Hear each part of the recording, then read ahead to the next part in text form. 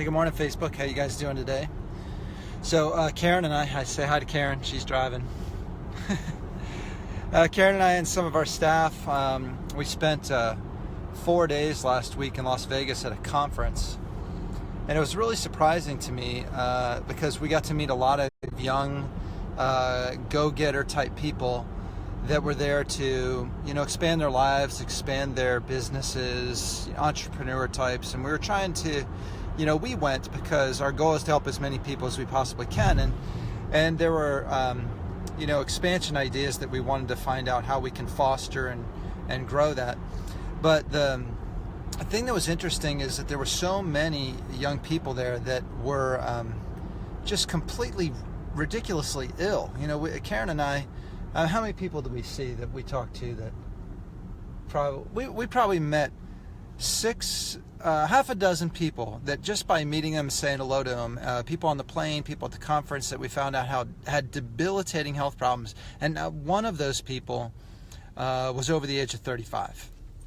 And it got me thinking about something that I learned a while ago, and I'm going to share with you real quick, and then we'll jump off, and hopefully you'll have a great day. But there is a difference between being well-nourished and being well-fed. So in the United States, believe me, there's no lack of food. And we're driving into work today, and I know some people might say, well, there's a lot of people that are starving in the United States too, and I agree with you. But let's face it, there is no lack of food. There's places to get food everywhere. You don't have to search very far for it. So the problem is it's not really food per the definition of food. And the World Health Organization, the United States, when you look at our statistics and you look at what is published as being the leading causes of death in the United States, the leading causes of death in the United States are published as being heart disease, number 1, cancer, number 2, and lung disease is number 3. The World Health Organization unofficially states that it's more likely, not just more likely, but very likely, that the leading cause of death in the United States is malnourishment. And you go, how's that possible? It's because what we're eating isn't even food. All right, I'm going to pass by probably 15. I just dropped my girls off at school, and I'm going to pass by probably 15, maybe more, maybe 20, right? Maybe 20 different fast food establishments on the way to work. And most of them have little to no nutritional value. So you can be well fed, you can fill your belly, you can feel good that way, you can provide your body with sugar and maybe even some really bad for you fats, but you're not going to provide your body with any vitamins and nourishment and minerals and the things your body needs to function. See, your cells, what you eat becomes you. Everything you eat actually becomes you. It's actually, to me, it's fascinating. I feel like I'm going to talk about this a million times just because it's a fascinating process, is that you take something that was previously alive, a plant or an animal, and it gets killed, let's face it, and then you chew it up and you eat it and you break it down, or you're supposed to break it down into its smallest parts. And then this amazing God-given ability is that you could take those minuscule molecules and turn them back into living tissue. But when you choose to eat junk all day, boy, that sun is really bright here.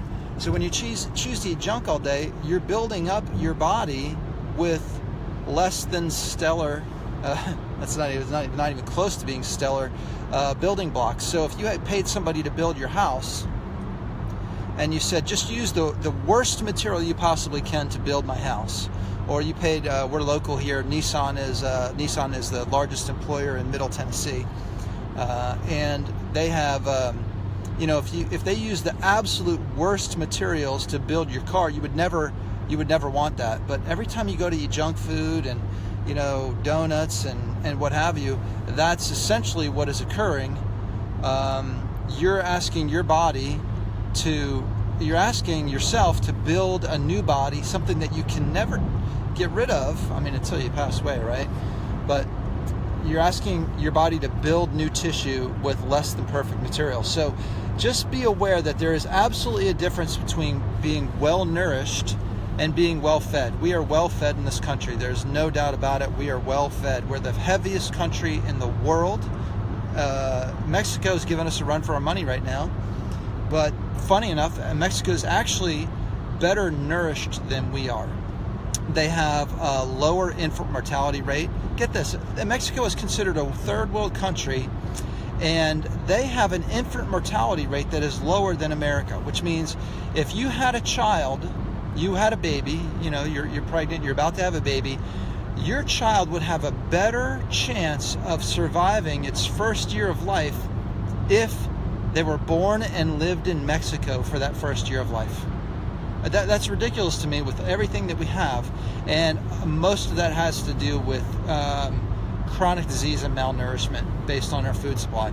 So eat well, eat healthy, make good choices. Shout out to my friends over at Kitchen Fresh, because that is fast food that is absolutely good for you, 100%. You're talking about organic foods that are locally sourced and prepared the right way, and it's fantastic. So shout out to my friends at Kitchen Fresh.